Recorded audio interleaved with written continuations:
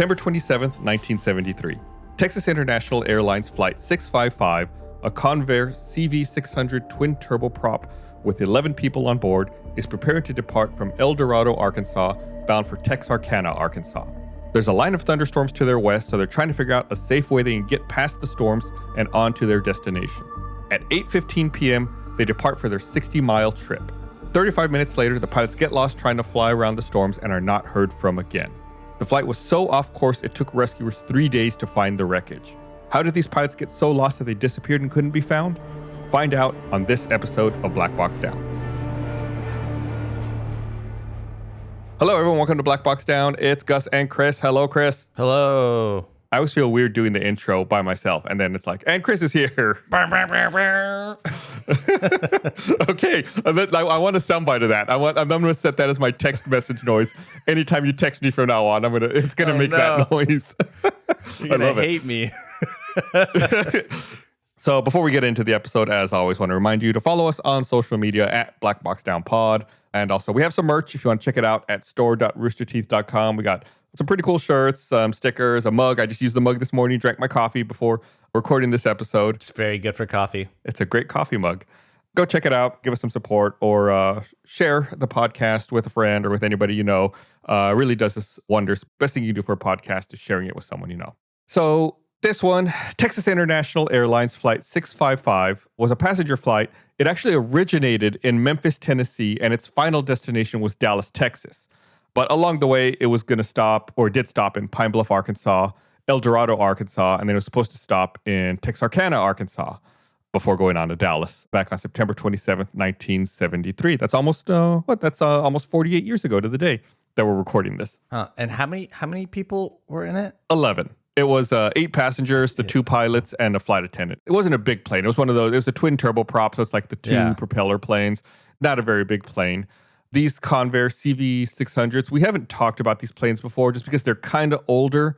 They were made between 1947 and 1954, just to give you kind of a mental picture. It's like kind of what you would see in an old black and white movie when you picture people flying, like those kinds of planes. Okay. So, like I said, slightly older, so it's a smaller plane, not a ton of people.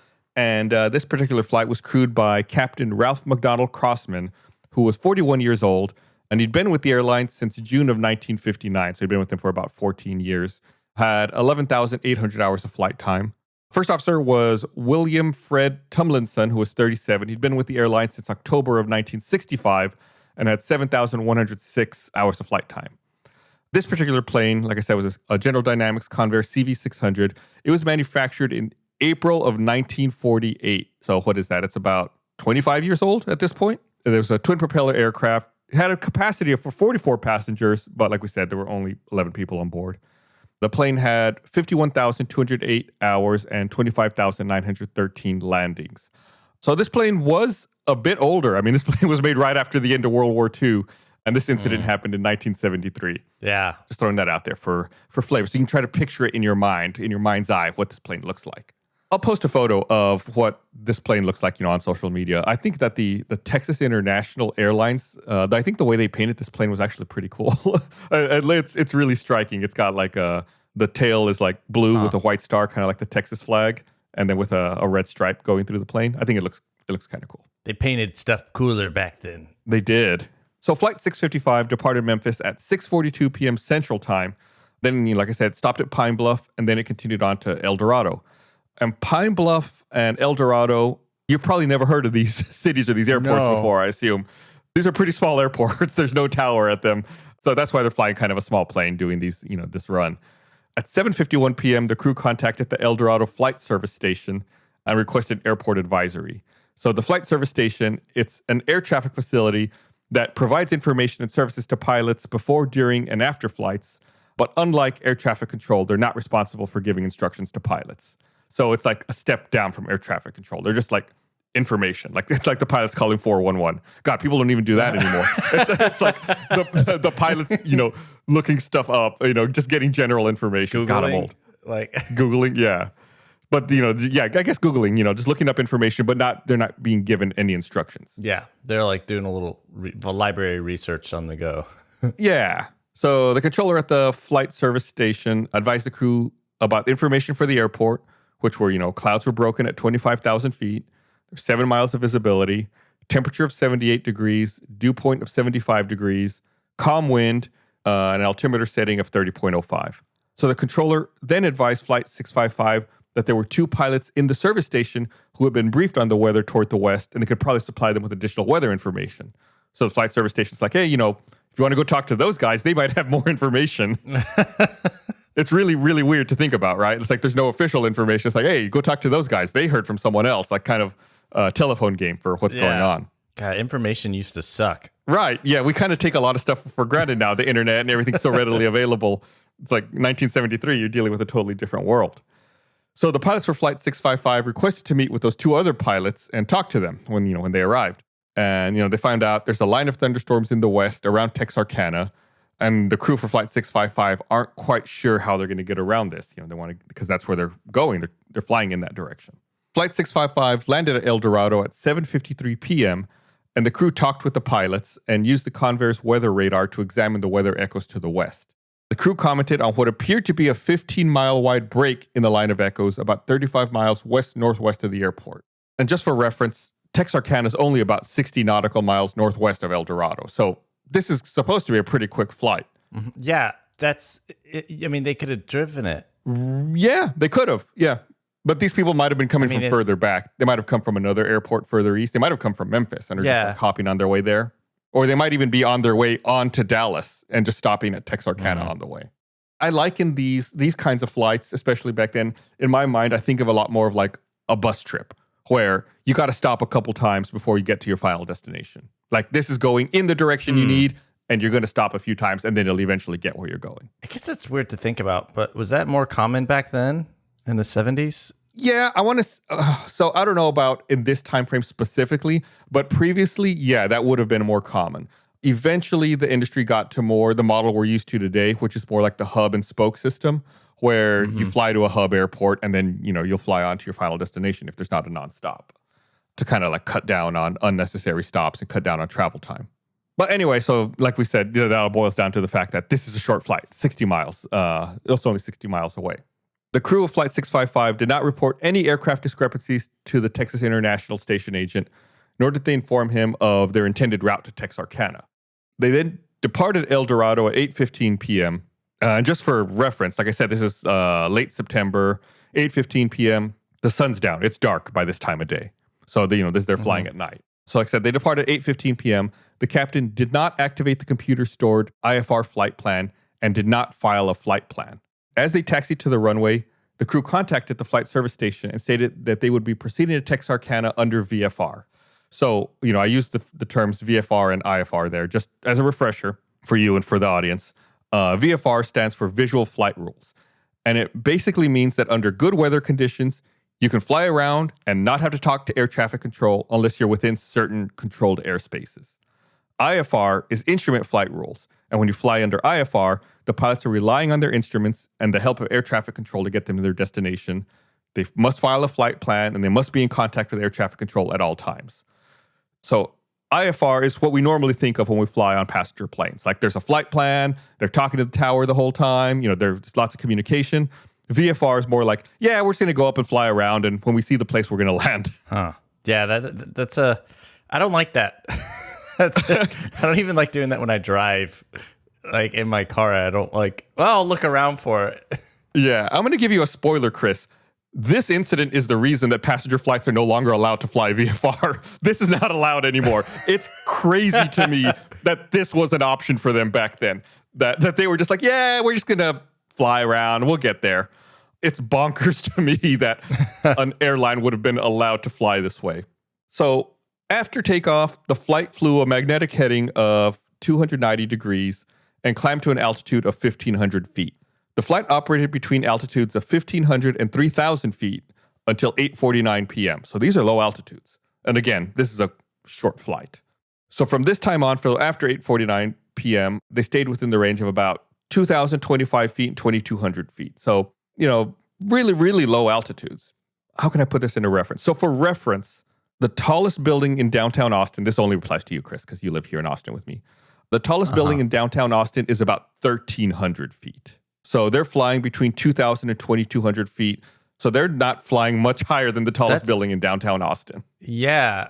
And normally, don't they, like big commercial planes, they fly at like 40,000 feet? Yeah, they fly right? between 35 and 40,000 feet. Yeah. But remember, this is an older plane. Like we talked recently about Pan Am 7, remember? Yeah. And they were flying at 10,000 feet. Yeah, okay.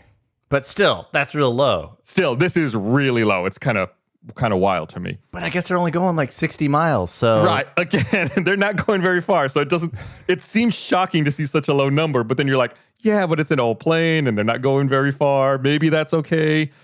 I don't know. It just seems really low. These are just really low numbers. I just want to reemphasize that so the audience knows, like, by modern standards, this is unusual. Yeah. Up until 8:46 p.m., the aircraft flew various headings in a general northwest direction and then turned towards the west. At 8:51, they then turned to a heading of 240 degrees. The report notes that when they made their turn to the west, they were about 100 nautical miles north of the direct course between the two airports. So they really flew out of their way trying to get around this weather and navigate to Texarkana. Yeah. Yeah, they're just kind of way off. Again, they're on visual flight rules, so they're just kind of flying around. Like, oh, it looks messy over there. We'll go this way. Right, and like using the radar to scan the weather. Like, yeah, we're kind of heading that direction. And, once we get close, then we'll figure it out, I guess. The cockpit voice recorder indicated that the crew did not attempt to contact ground facilities after takeoff from El Dorado. The cockpit voice recorder also indicated that the first officer was the one flying the aircraft, and the captain was giving heading and altitude orders to him. The crew was attempting to circumnavigate and penetrate the weather while trying to remain under VFR. So just like we said, they're kind of like trying to fly around the weather using visual flight rules. As the flight progressed, the first officer expressed concern about the flight's position relative to the elevation of the terrain. At this time, the cockpit voice recorder and flight data recorder showed the flight operated in instrument meteorological conditions, which is referred to as IMC, and the aircraft's radar scope depicted ground returns and precipitation echoes. So they're watching the radar, looking at their instruments, and they can see like precipitation and they can see the ground on it as well. At around 8:40 p.m., the first officer stated, "I sure wish I knew where we were." Oh. Yeah, right. God, things you don't want to hear from the cockpit. A few minutes later, he stated, "Painting ridges and everything else, boss, and I'm not familiar with the terrain." So what he's saying about painting ridges and everything else, like the radar showing us the ground and like the terrain. And he's like, "I sure wish I knew what was down there." Because again, it's nighttime. It's dark. They can't see. They're like in the middle of nowhere in Arkansas. It's not like they're flying over an illuminated city. Mm-hmm. At around 8:49 p.m., the captain ordered a descent to 2,000 feet. The first officer replied with, "Man, I wish I knew where we were so we'd have some idea of the general terrain around this place." Right. Again, more things you don't want to hear. The captain told the first officer that the highest point in this area was 1,200 feet, and they were not near that point. The captain had flown this route 9 times during September, and all of those flights were with this first officer. So these guys, the captain felt confident. Like he knew this area, he knew this first officer, like they should be fine. A couple of minutes later, the first officer mentioned they were about to pass over the Page Vortex. 6 seconds later, the captain said that the heading to Texarkana was 180 degrees, but the first officer said it was 152 degrees. So they're disagreeing about what direction Texarkana is from where they are. And actually, the first officer was the one who was correct. They should have headed to 152 to get to Texarkana. Because at this point, they were now about 80 nautical miles northwest of the Texarkana airport. So they're past it. Because like I said, El Dorado is only 60 nautical miles southeast. So they went those 60 miles and then another 80. So they went way past Texarkana. So, they flew a really roundabout far distance up and around to get through those thunderstorms. 14 seconds later, at 8:52 and 17 seconds, the first officer said, "Minimum en route altitude here is 4400," and then it cut out because the airplane crashed. Oh, no. As he spoke? Yeah, as he's mid-sentence, like I said, they're flying at 2,000 feet, and he's like, "Wait a minute, the minimum altitude here is 4,400," but he gets cut off before he can even finish it. Oh, no. Right, it's like he's realized, he's like, they hit a mountain. Oh, my God. And they didn't... Right, they had no idea. They didn't know where they were. And they didn't even see it because it was too dark? It was too dark, yeah. They hit the northern slope of Black Fork Mountain at an elevation of 2,025 feet, which is 600 feet below the top of the ridge. And of course, the aircraft was destroyed and everyone on board was killed. So like they were 600 feet below the top of the ridge. they slammed into the middle of this ridge on the Black Fork Mountain. Because, like I said, they were flying VFR and they couldn't see, so they didn't know. By the time they realized they were below minimum altitude, that's when they're, crashing into the mountain. So, yeah, I mean, I could hear you reacting when I was saying some of those things about what a bad situation it was. Yeah. So, yeah, I mean, this, you can already tell before you even get to conclusions or anything else, this is why passenger planes are not allowed to fly VFR. This should never have happened. Uh-huh. It's 2021, which means there are so many new ways to diversify your portfolio. You got stocks, you got bonds, you got mutual funds, maybe even some Dogecoin you bought as a joke.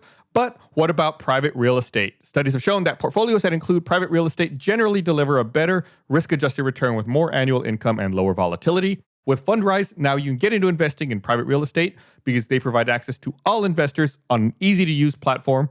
Whether you're looking to add stable cash flow or long-term growth, Fundrise makes investing in private real estate as easy as investing in stocks, bonds, or mutual funds.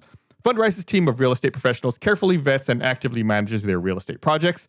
You can check your portfolio performance and watch as properties across the country are acquired, improved, and operated via dynamic asset updates. So see for yourself how 150,000 investors have built a better portfolio with private real estate. It takes just a few minutes to get started. Go to fundrise.com/blackboxdown today.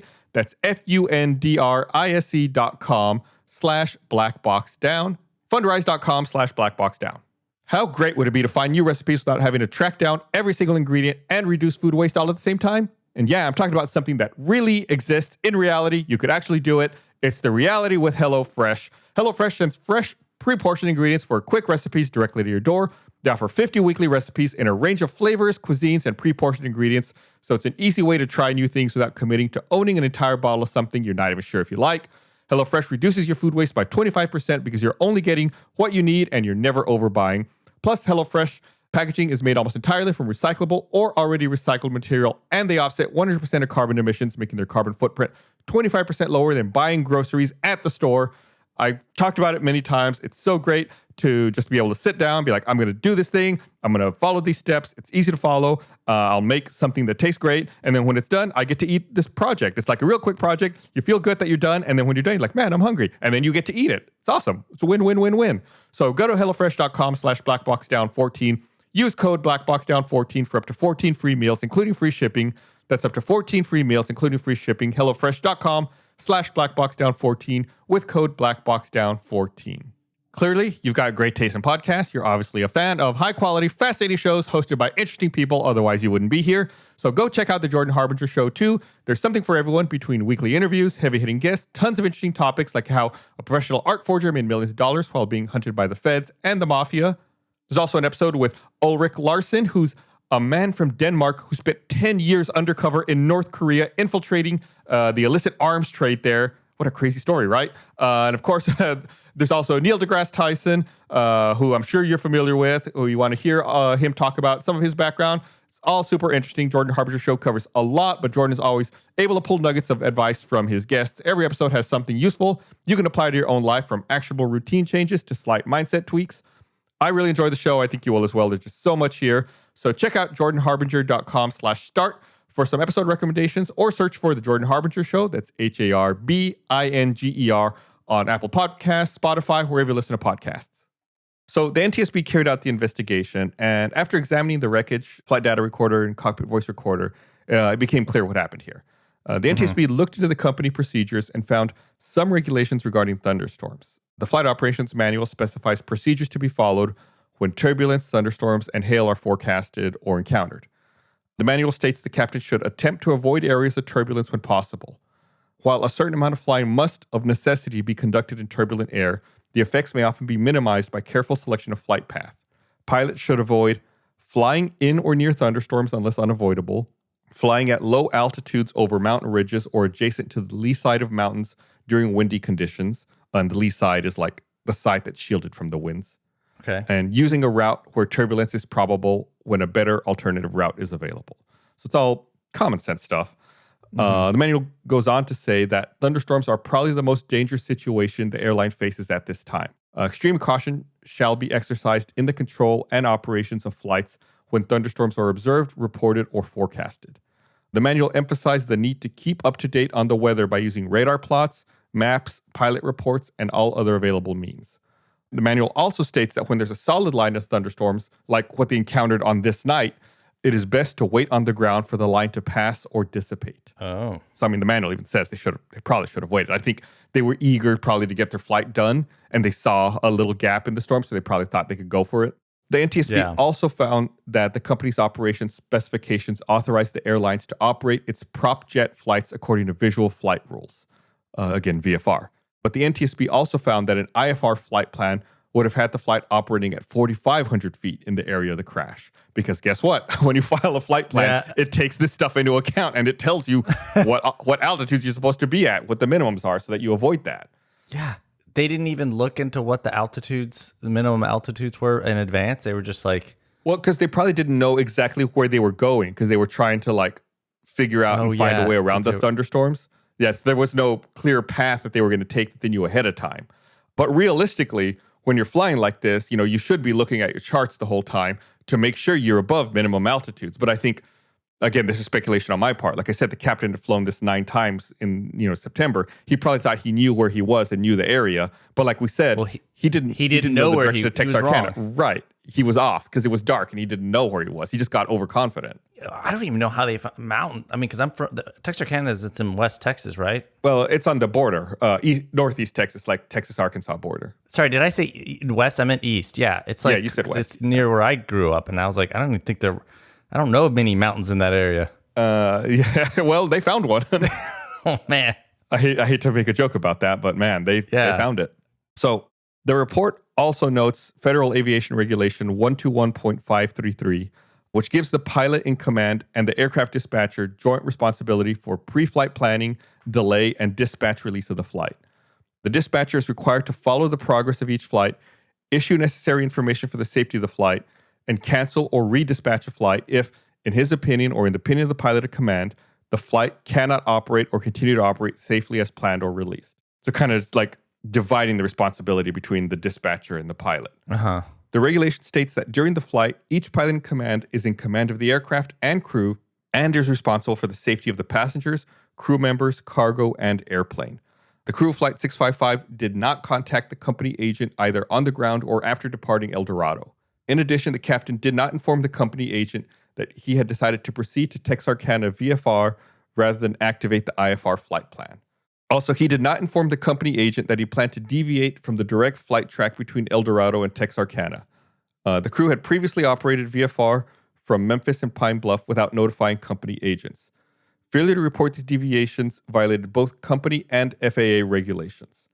The dispatcher did not attempt to ascertain the status of Flight 655 from El Dorado until it was 23 minutes overdue at Texarkana. What was the name of that mountain? Black Fork. And then to the point that like I was saying earlier, they were so off course and, that no one realized where they were. And the rescuers couldn't find the wreckage until 3 days after the crash. And, because they were flying VFR and they hadn't told anyone what they were doing, no one even knew anything had happened until they were late at Texarkana. They were 23 minutes late and someone's like, oh, something's not right. We better start looking for them. It's just insane to me the way that we fly today and the way we operate airports that this even happened. So the NTSB also notes that there were 7 Vortex and 5 radio beacons available to Flight 655 along its route from El Dorado to the crash site. And we've talked about this before. Like, these are navigation beacons that they can use to figure out where they are. Mm-hmm. The area in which the accident occurred was under the jurisdiction of Fort Worth Area Control, and radar service was available upon request. When examining the wreckage, the NTSB found that the only VOR frequency selected was the one at Texarkana. The Page Vortex was about 13 and a half miles west of the accident site and has a code identification followed by a voice identification and warning that says the elevation is 2,700 feet. The warning had been transmitting for about a year and was functioning properly the night of the accident. So they weren't even tuning into any VOR frequencies along the way that could have told them, 1, where they were, and 2, what their minimum elevation was. Why wouldn't they? Because they were flying VFR. They just weren't. I mean, you're right. They should have been doing this stuff, but they were just, they were just winging it. I mean, it sounds weird to say, but yeah, that they were just kind of like flying around. They thought they knew what they were doing and where they were. So I'm going to go over the findings here. The crew was trained, qualified, and certified according to regulations. Aircraft was certified, equipped, and maintained according to regulations. There was no in-flight failure or malfunction of the structure, power plant systems, or other aircraft components. Post-mortem examination of crew members revealed no evidence of physiological conditions that would have affected their performance. The crew possessed both current and forecasted weather information before they departed El Dorado. The captain did not inform the dispatcher of his intentions to deviate from the flight plan, nor coordinate the deviations with him. The dispatcher did not monitor the conduct of the flight. Flight 655 deviated about 100 nautical miles north of the direct course of its destination.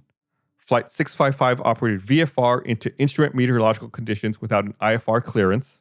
The crew members did not use all available navigational equipment and aids to determine their position and select a safe flight altitude. The captain, without adequate knowledge of the terrain, directed the flight to descend to an altitude which was below terrain elevation. There was no evidence that the captain was concerned about his position or track over the ground. The accident occurred while the aircraft was flying straight and level under cruise power. The crew was not aware of the impending impact with the terrain. I could summarize this all by saying there was nothing wrong with the pilots. There was nothing wrong with the plane. There was nothing wrong with any of the navigational beacons.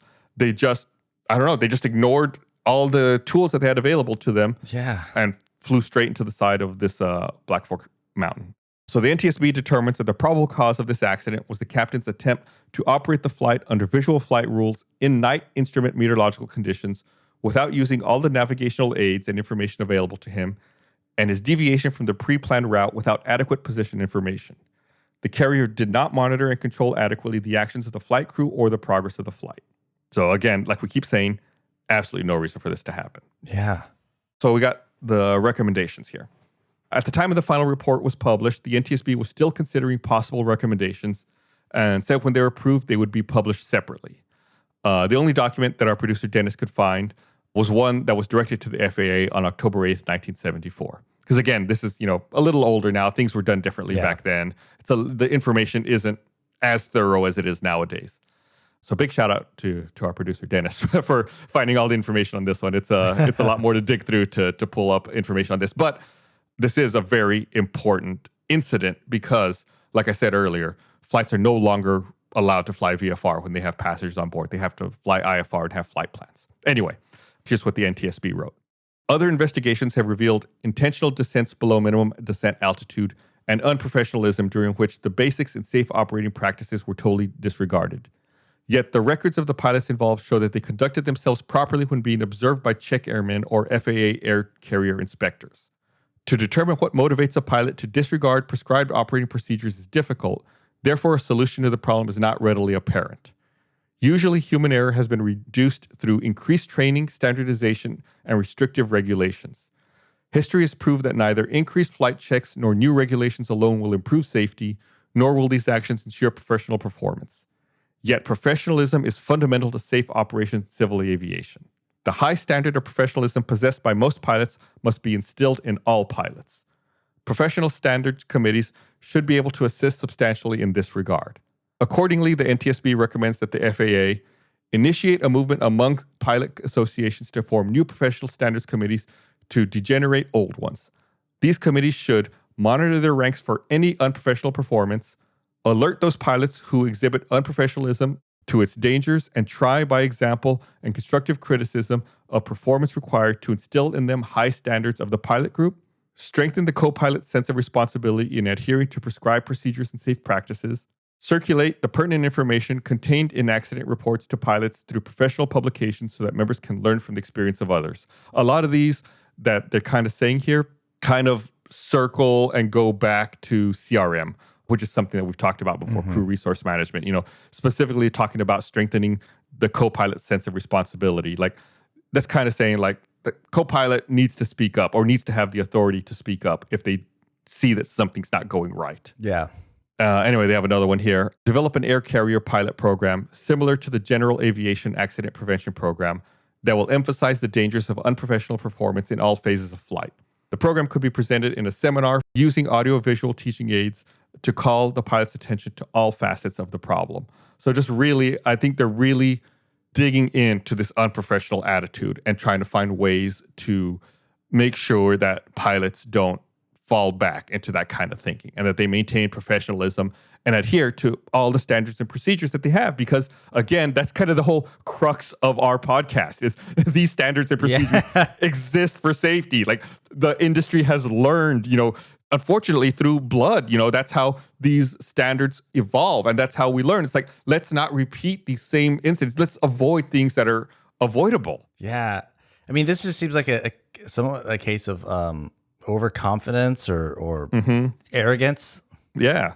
Unprofessionalism, I think, as the NTSB might say in their report here. So like I said, in the years following this accident, the FAA would require that all airlines operate only on instrument flight plans when passengers are carried. I can't believe we got all the way to 1973 with this and having to have this incident for that to become a rule. This seems like this should have been a rule way before people had to die. This was actually the only fatal accident for Texas International Airlines. Eventually, the airline was merged with Continental in 1982, and the last Texas International aircraft were seen in 1983. But like I said, if you follow us on social media, I'll post a photo. You can see what Texas International Airlines planes did look like if you give us a follow on social media at Black Box Down Pod.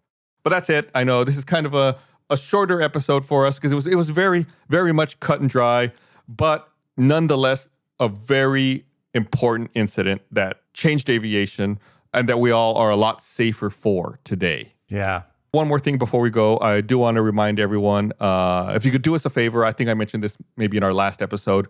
We have a survey down in the description for this episode of the podcast. We just want to learn a little bit about the people who listen to our podcast. If you could fill it out, it just takes like 2 minutes, I think. It's real fast. It would really do us a big help, just so we better understand who you guys are, how you listen to the podcast, and what we could be doing better to try to reach you guys and, provide the kind of content you're looking for. Make it easier for you to consume it. Yeah. Man. Well, yeah. And don't forget, speaking of which, we also have a YouTube channel. If you listen to podcasts on YouTube or, you want to, there's really no further visual information. It's just really the audio. But if that's your thing and you want to get a podcast on YouTube, we have a YouTube channel as well. You might want to go check that out. Yeah. We make other content besides Black Box Down, so there's lots of other stuff on YouTube under Rooster Teeth. So yes, there's lots of stuff that we do produce. God, well, this is just like our plug portion of the podcast. We also Chris and I also are on a Dungeons and Dragons podcast called Tales from the Stinky Dragon. If you'd like to check that out, you don't need to know anything about Dungeons and Dragons. Just kind of like comedy improv in a fantasy setting where everyone's just kind of having fun playing around. Yeah, no lessons learned by blood. No, it's all fun games there. But thanks for listening, everybody. We'll be back again next week with another episode of Black Box Down. I almost said Tales from the Stinky Dragon, but this is Black Box Down. All right, bye.